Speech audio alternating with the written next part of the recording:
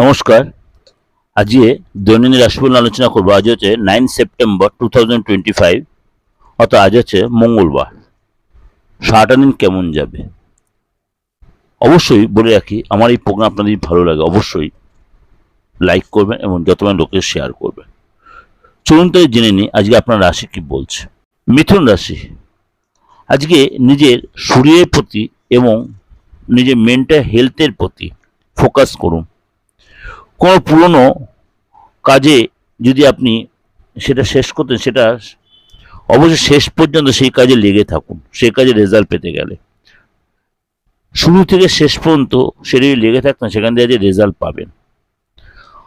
আজ নিজের কাজের প্রতি অবশ্যই সচেতন হন, ধ্যান দিন এবং আপনার খরচ কন্ট্রোল করুন। টেনশন কম নিন, সেটা আপনার জন্য ভালো হবে। মানে অতিরিক্ত টেনশন নিলে সেটা শরীরের উপর নেগেটিভ ইম্প্যাক্ট তৈরি করতে পারে।